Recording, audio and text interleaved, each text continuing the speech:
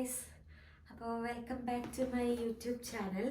ഞാൻ ഇന്ന് വന്നിരിക്കുന്ന വീഡിയോ നിങ്ങൾ തമ്മിൽ കണ്ട പോലെ തന്നെ വാട്ട്സ് ഇൻ മൈ ഹോസ്പിറ്റൽ ബാഗാണ്. ഞാനിപ്പോൾ 36 വീക്സ് കഴിഞ്ഞു. ഞാൻ ഓൾറെഡി ഇതെല്ലാം പാക്ക് ചെയ്ത് വെച്ചേക്കുന്നത്. ഞാനൊരു 30th വീക്ക് ആയപ്പോൾ തന്നെ എല്ലാം പാക്ക് ചെയ്തായിരുന്നു. പിന്നെ കുറച്ച് സാധനങ്ങൾ ഇടയ്ക്കിടയ്ക്ക് വാങ്ങിക്കുന്നത് ആഡ് ചെയ്ത് അങ്ങനെയായിരുന്നു. അപ്പോൾ ഇന്ന് എന്തൊക്കെയാണ് ഇതിലുള്ളതെന്ന് നിങ്ങളെയും കൂടെ ഒന്ന് കാണിക്കാം. എനിക്ക് ഫസ്റ്റ് ടൈം ആയതുകൊണ്ട് എനിക്കിങ്ങനെ അറിയത്തില്ല. ഞാൻ ഒത്തിരി യൂട്യൂബ് വീഡിയോസ് കാണുകയും പിന്നെ ഇങ്ങനെ ഫ്രണ്ട്സിനോടൊക്കെ ചോദിക്കുകയും അങ്ങനെയൊക്കെ ചെയ്തിട്ടുണ്ട്. അപ്പോൾ എനിക്ക് ഈ ഒരു ട്രോളി ബാഗും പിന്നെ എൻ്റെ ഒരു ഹാൻഡ് ബാഗും ആണുള്ളത്. ഇവിടെ നോർമൽ ഡെലിവറി ആണെങ്കിൽ maximum 6 to 24 hours hospital stay ഉള്ളൂ. അതിന് കഴിഞ്ഞിട്ട് വിടുമെന്നാണ് പറഞ്ഞു കേട്ടേക്കുന്നത്. വേറെ എന്തെങ്കിലും സിസേറിയനോ എന്തെങ്കിലും കോംപ്ലിക്കേഷനൊക്കെ ഉണ്ടെങ്കിൽ അതിൽ കൂടുതൽ പോവും. അപ്പോൾ ഇതുവരെയുള്ള അപ്പോയിൻമെൻ്റ് എല്ലാം വെച്ച് നോർമലാണ്.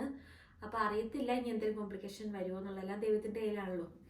അപ്പോൾ ഞാനതുകൊണ്ട് ഒത്തിരി ഒന്നും എടുത്ത് ഓവർ പാക്ക് ചെയ്തിട്ടില്ല. ഹോസ്പിറ്റലിന് അവിടുത്തെ എന്തായാലും 5 മിനിറ്റേ ഉള്ളൂ വീട്ടിലേക്ക്. അപ്പോൾ എന്തെങ്കിലും വേണമെങ്കിൽ പിന്നെ വരാമല്ലോ. ഓരോന്നോരോന്നായിട്ട് ഞാൻ കാണിച്ചു തരാം. എവിടെ നിന്ന് തുടങ്ങും? ആദ്യം തുടങ്ങാം. ഇത് ഇവിടെ ചൈൽഡ് ഹെൽത്ത് റെക്കോർഡ് എന്ന് പറഞ്ഞൊരു ബുക്കാണ്. ഇത് നമുക്ക് കൊച്ചിന് എത്ര വയസ്സ് വരെ, എനിക്ക് തോന്നുന്നു 3 വയസ്സ്, എനിക്ക് കറക്റ്റ് അറിയത്തില്ല. പക്ഷെ ഇത് ഹോസ്പിറ്റലിൽ പോകുമ്പോൾ കൊണ്ടുപോകണം. നമ്മുടെ മറ്റേ അപ്കാർ സ്കോർ ഒക്കെ ഇല്ല, ആ സംഭവങ്ങളൊക്കെ ചെയ്തിട്ട് ഇതിൽ ഇങ്ങനെ ചെയ്യുന്നതെന്ന് എഴുതുന്നതെന്ന് പറഞ്ഞായിരുന്നു. അപ്പോൾ അതുകൊണ്ട് അതെടുത്ത് വെച്ചു. പിന്നെ ബേബിയുടെ ക്ലോത്ത്സും എൻ്റെ ക്ലോത്ത്സും ആണ് ഇതിൻ്റെ അകത്ത് വെച്ചിരിക്കുന്നത്. ഇതിനകത്ത് എനിക്ക് 2 ഫീഡിങ് ഫ്രണ്ട്ലി ആയിട്ടുള്ള ഡ്രസ്സ് വാങ്ങിച്ചായിരുന്നു, അത് വെച്ചു. പിന്നെ ഇത് ഞാൻ ഒരു ക്യൂട്ടായിട്ട് വെറുതെ കണ്ടപ്പോൾ വാങ്ങിച്ചതാണ്. ഇതിനി ഡെലിവറി കഴിഞ്ഞിട്ട് ഹോസ്പിറ്റലിൽ കിടക്കുമ്പം ഇടാം എന്നൊക്കെയാണ് കരുതിയിരിക്കുന്നത്. മാമ എന്നൊക്കെ എഴുതിയിട്ടുണ്ട്. അപ്പോൾ അതുകൊണ്ട് ഞാൻ ചുമ്മാ അത് കണ്ടപ്പോൾ വാങ്ങിച്ചതാണ്. അപ്പോൾ അതും കൂടി എടുത്ത് വെച്ചിട്ടുണ്ട്. പിന്നെ ഒരു ലെഗിൻസ് വെച്ചിട്ടുണ്ട്. ഇങ്ങോട്ട് മാറ്റിയില്ല. ഞാൻ ഇപ്പോൾ മെറ്റേണിറ്റി ലീവ് സ്റ്റാർട്ട് ചെയ്തു. അപ്പോൾ ബോറടിച്ചു വീട്ടിലിരുന്നു. അപ്പോൾ എന്തെങ്കിലും ഒരു പണി വേണ്ടേ, അതുകൊണ്ടാണ് ഈ എല്ലാം പാക്ക് ചെയ്തിട്ട് വീണ്ടും വീഡിയോയ്ക്ക് വേണ്ടിയിട്ട് അൺപാക്ക് ചെയ്യുന്നത്. ഇത് പിന്നെ സ്നോ സ്യൂട്ട്, ബേബിയെ കൊണ്ട് ഹോസ്പിറ്റലിൽ നിന്ന് വരുമ്പം ഇപ്പോൾ വിൻ്റർ ആണല്ലോ, അപ്പോൾ അതുകൊണ്ട് ഒരു സ്നോ സ്യൂട്ട് വാങ്ങിച്ചു. അതുപോലെ തിരിച്ചെടുത്ത് വെച്ചേക്കാം. പിന്നെ ബ്ലാങ്കറ്റ്, ഇവരിവിടെ എന്നോട് മിഡ് വൈഫ് പറഞ്ഞത് സെല്ലുലാർ ബ്ലാങ്കറ്റ് വാങ്ങിക്കണമെന്ന്. അതിങ്ങനെ ചെറിയ ചെറിയ ഹോളുണ്ട് ഇതിനകത്ത്. അപ്പോൾ അവർ പറഞ്ഞു അതാകുമ്പോൾ നമ്മുടെ ബേബിയുടെ ഫേസിലേക്കൊക്കെ ഇങ്ങനെ പോയാലും ബ്രീത്ത് ചെയ്യാൻ പറ്റും, അതുകൊണ്ട് അങ്ങനത്തെ വാങ്ങിക്കാനാണ് പറഞ്ഞത്. അപ്പോൾ ഞാൻ 2 എണ്ണം ഹോസ്പിറ്റൽ ബാഗിൽ വെച്ചിട്ടുണ്ട്, 2 എണ്ണം. പിന്നെ ഇത് ഒരു സെറ്റാണ്. അത് സെറ്റല്ല, ഞാൻ സെറ്റാക്കി വെച്ചേക്കും. കാരണം ഇപ്പം ഞാനാണോ ആരാ എടുക്കുന്നതെന്ന് അറിയില്ലല്ലോ ഡ്രസ്സൊക്കെ പെട്ടിന്ന്. അപ്പം ഞാൻ പാക്ക് ചെയ്തേക്കുന്നതാണ് എനിക്ക് അറിയാം. പക്ഷെ വേറെ ആളാണെങ്കിൽ എളുപ്പത്തിന് വേണ്ടിയിട്ട് ഇതിനകത്ത് ഞാൻ ഇതൊരു ക്യാപ്പും അതിൻ്റെ ഉള്ളിൽ തന്നെ മിറ്റൻസ് ഉണ്ട്, പിന്നെ ഒരു വെസ്റ്റ്, പിന്നെ ഒരു സ്ലീപ്പ് സ്യൂട്ട്.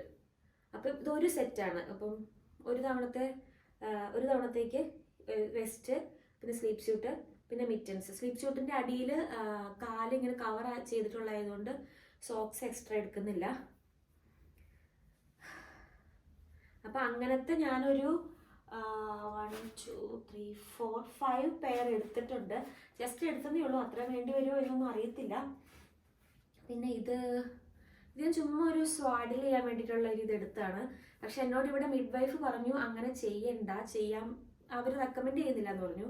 ഞാൻ ചുമ്മാ പിന്നെ ഒരെണ്ണം എടുത്തു വെച്ചു എന്ന് മാത്രമേ ഉള്ളൂ. പിന്നെ ഇത് ചുമ്മാ ഒരു ഫേസ് ക്ലോത്ത്, എന്തെങ്കിലും ഇങ്ങനെ പാല് കുടിച്ചുമ്പോൾ കക്കു അങ്ങനെയൊക്കെ ഉണ്ടല്ലോ, അപ്പോൾ അതിന് വേണ്ടിയിട്ട് ജസ്റ്റ് ഇത് 2 എണ്ണം തോന്നുന്നു, അതെടുത്തിട്ടുണ്ട്. ഇത് ഹോം കമ്മിങ് ഔട്ട്ഫിറ്റ് എന്ന് പറഞ്ഞ് എടുത്ത് വെച്ചേക്കുന്നതാണ്. ഇത് ഇടിയിക്കാൻ പറ്റുമോ എങ്ങനെയാണെന്ന് അറിയത്തില്ല. അതെയോ ആ ഡ്രസ്സ് തന്നെ ഇട്ടെന്ന് വരുവുള്ളൂ എന്നറിയില്ല. ഇതൊരു ക്യൂട്ട് ഒരിതും ഇതാണ് ഇട്ടുകൊണ്ട് വരാൻ വേണ്ടി ഞാൻ പ്ലാൻ ചെയ്ത് വെച്ചേക്കുന്നത്, അറിയില്ല. അപ്പോൾ അത് കഴിഞ്ഞു.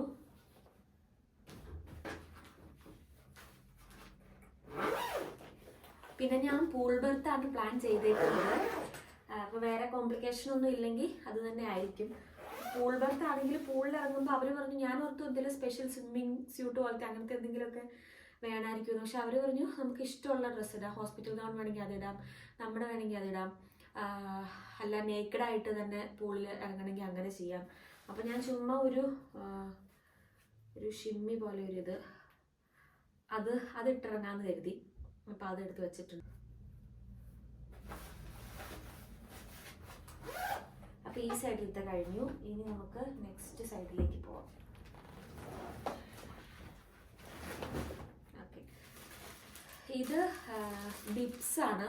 ഇങ്ങനെ കഴുത്തിൽ ഇങ്ങനെ ഇടുന്ന ഇതില്ലേ, അതാകുമ്പോൾ ഇങ്ങനെ പിള്ളേർ ഇങ്ങനെ കക്കൊക്കെ ചെയ്യുമ്പം ഡ്രസ്സ് നമുക്ക് എപ്പോഴും ചേഞ്ച് ചെയ്യേണ്ട ആവശ്യമില്ല. ഇത് ഡിസ്പോസിബിൾ ആണ്.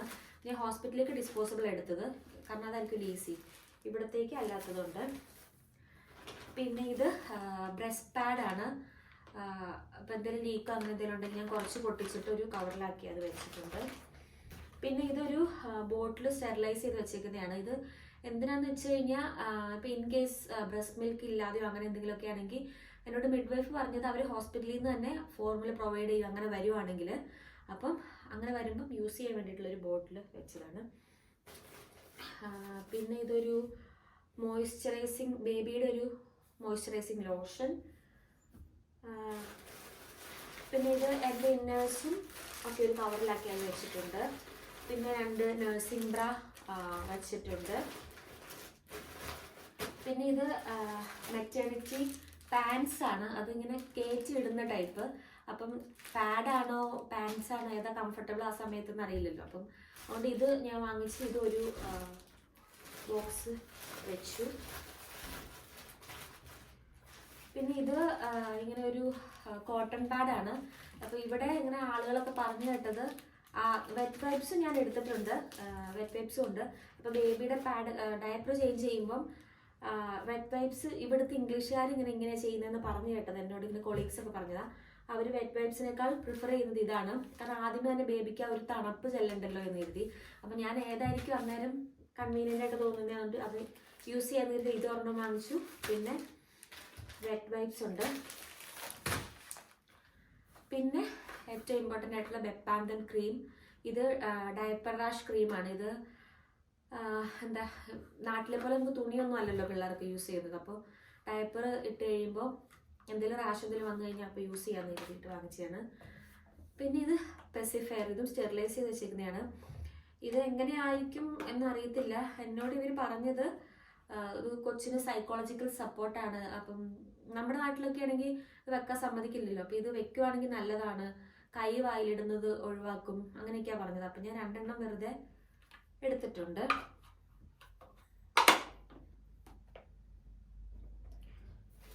പിന്നെ ഡയപ്പർ, ഒരു പാക്കറ്റ് ഡയപ്പർ എടുത്തു. പിന്നെ ഇത് മെറ്റേണിറ്റി പാഡാണ്. അപ്പം ഞാൻ പറഞ്ഞല്ലോ പാഡോ പാൻസോ ഏതാ കംഫർട്ടബിൾ എന്ന് വെച്ചാൽ അത് യൂസ് ചെയ്യാൻ വേണ്ടി 2ഉം എടുത്തിട്ടുണ്ട്. പിന്നെ ആൽബിൻ്റെ ഒരു ജോഡി ഡ്രസ്സ് എടുത്തു. അവിടെ എങ്ങനെയാലും നിൽക്കേണ്ട വരും, അങ്ങനെ എന്തെങ്കിലും പാർട്ട്ണർക്ക് നിൽക്കാം, അപ്പം അതുകൊണ്ട്. പിന്നെ എനിക്കൊരു ബാത്ത് ടവല്. ഇതെല്ലാം ഈ ബാത്ത് ടവലൊക്കെ അവിടെ നിന്ന് കിട്ടും. പക്ഷെ നമ്മുടെ കയ്യിലുണ്ടെങ്കിൽ നമുക്ക് അവരോട് ചോദിച്ചു നടക്കണ്ടേ, നമ്മുടെ സ്വന്തം സാധനം യൂസ് ചെയ്യുകയും ചെയ്യാമല്ലോ. അപ്പോൾ അതുകൊണ്ടാണ് ഞാൻ എടുത്തത്. പിന്നെ എന്താ, പിന്നെ ഏറ്റവും ഇമ്പോർട്ടൻ്റ് ആയിട്ടുള്ളൊരു ഇത് ഞാൻ കാണിച്ചില്ല അല്ലേ, ഇത് പെരി ബോട്ടിലാണ്. ഇത് ഒത്തിരി യൂട്യൂബേഴ്സും പിന്നെ എൻ്റെ ഒരു ഫ്രണ്ട് ഈയിടെ ഡെലിവറി കഴിഞ്ഞായിരുന്നു. അപ്പോൾ ആ ഫ്രണ്ടിനോട് ചോദിച്ചപ്പം അവരും പറഞ്ഞത് ഇത് നല്ല ഇമ്പോർട്ടൻ്റ് ആണെന്നാണ്. പെരി ബോട്ടിലാണ്. ഇതെന്താണെന്ന് വെച്ച് കഴിഞ്ഞാൽ ഇവിടെ ടോയ്ലറ്റിലൊന്നും വെള്ളമില്ലല്ലോ. അപ്പോൾ നമ്മൾ ഡെലിവറി കഴിഞ്ഞ് നമുക്ക് എന്തെങ്കിലും ടീയറോ എന്തെങ്കിലും കാര്യങ്ങളൊക്കെ ഉണ്ടെങ്കിൽ നമ്മൾ ടോയ്ലറ്റിൽ പോയി കഴിഞ്ഞിട്ട് വൈപ്പ് ചെയ്താൽ അത്ര എഫക്റ്റീവ് ആവത്തില്ല. അപ്പോൾ എന്തെങ്കിലും ഇൻഫെക്ഷൻ വരാനൊക്കെ ചാൻസ് ഉണ്ടാകും. അപ്പോൾ അതുകൊണ്ട് ഇതാണെങ്കിൽ ഇത് ഇംഗ്ലീഷുകാരൊക്കെ വാങ്ങിക്കുന്ന കേട്ടോ. ഇതിൽ നമുക്ക് പൈപ്പിലൊരു ചൂടുവെള്ളം ഉണ്ടല്ലോ, അത് മേടിക്കുക, എന്നിട്ട് ഇത് വെച്ചിട്ട് ഇങ്ങനെ സ്പ്രേ ചെയ്താൽ മതി. അപ്പോൾ നമുക്ക് വാം വാട്ടർ ഇങ്ങനെ കിട്ടുകയും ചെയ്യും. അത് ഹോസ്പിറ്റലിലേക്ക് വേണ്ടിയിട്ട് വാങ്ങിച്ചതാണ്. ഇത് ഞാൻ ആമസോണിൽ നിന്ന് വാങ്ങിച്ചത്. പല സാധനങ്ങൾ ഓൺലൈനിൽ നിന്ന് കൂടുതൽ വാങ്ങിച്ചത്. പിന്നെ കുറച്ചൊക്കെ ബൂട്ട്സ് എന്ന് പറയുന്നൊരു ഷോപ്പുണ്ട്, അവിടെ നിന്നാണ് വാങ്ങിച്ചത്. അങ്ങനെയൊക്കെയാണ് ചെയ്തത്. പിന്നെ എൻ്റെ ടോയ്ലറ്ററീസ് സാധനങ്ങളൊക്കെ ഞാനൊരു കവറിലാക്കിയിട്ട് എൻ്റെ ഹാൻഡ് ബാഗിൽ വെച്ചു. ആകുമ്പോൾ എനിക്ക് ഈസി ആയിട്ട് എടുക്കാം. ഇതിൽ paste, brush, face wash, shower gel, അങ്ങനെയുള്ള മോയ്സ്ചറൈസർ, അങ്ങനത്തെ ഓരോ ഉള്ള കാര്യങ്ങളൊക്കെ. പിന്നെ ഒരു ചപ്പലും കൂടെ വാങ്ങിച്ച് വെക്കണം. അത് വാങ്ങിച്ചിട്ടില്ല, അത് വാങ്ങിക്കണം. കാരണം ടോയ്ലറ്റിലൊക്കെ ഹോസ്പിറ്റലിൽ പോകുമ്പോൾ ഇവിടുന്ന് ഷൂ ആയിരിക്കും ഇട്ടുകൊണ്ട് പോകുന്നത്. അപ്പോൾ അതിന് വേണ്ടിയിട്ട് അപ്പം ഇത്രയൊക്കെ ഉള്ളൂ ഹോസ്പിറ്റൽ ബാഗിലെന്ന് എനിക്ക് തോന്നുന്നു. വേറെ ഒന്നും ഇല്ലെന്നാണ് എനിക്ക് എൻ്റെ വിശ്വാസം. പിന്നെ കാർ സീറ്റ് വേണം. കാരണം നമുക്ക് ഇവിടുന്ന് കുട്ടി ഉണ്ടായി കഴിഞ്ഞാൽ അവർ കാർ സീറ്റ് ഉണ്ടെങ്കിലാണ് കുട്ടീനെ തരുള്ളൂ എന്നാണ് പറഞ്ഞത്. കാരണം സേഫ് അതാണല്ലോ. അപ്പോൾ കാർ സീറ്റ് വേണം. പിന്നെ ബേബി കോട്ട് അങ്ങനത്തെ കാര്യങ്ങളൊക്കെ കൊച്ചുണ്ടാകുന്നതിന് മുമ്പ് തന്നെ നമ്മൾ എല്ലാം സെറ്റായിരിക്കണം റൂമിൽ. എന്നോട് മിഡ് വൈഫ് ഇന്നൊരു അപ്പോയിൻമെൻറ്റ് ഉണ്ടായിരുന്നു. അപ്പോൾ അവർ പറഞ്ഞു കുട്ടി ഉണ്ടായതിൻ്റെ പിറ്റേ ദിവസം അവർ വിസിറ്റിന് വരും. അത് കഴിഞ്ഞിട്ടുള്ള ഡേ ഫീഡിങ് ടീം വിസിറ്റിന് വരും. പിന്നെ കുറേ ദിവസങ്ങളിൽ അവരുടെ വിസിറ്റ് ഉണ്ടാകും. പിന്നെ നമ്മൾ ഫീഡിങ്ങിനും എല്ലാ കാര്യങ്ങളും നമ്മൾ ഓക്കെ ആണ്, നമുക്ക് നന്നായിട്ട് ചെയ്യാൻ പറ്റും എന്ന് ഉറപ്പാക്കിയിട്ട് അവർ ഡിസ്ചാർജ് ചെയ്യുള്ളൂ എന്നും പറഞ്ഞു. അപ്പോൾ ഇത്രയൊക്കെയാണ് എൻ്റെ ഹോസ്പിറ്റൽ ബാഗിലുള്ളത്. അപ്പോൾ ടാറ്റാ, ബൈ ബൈ.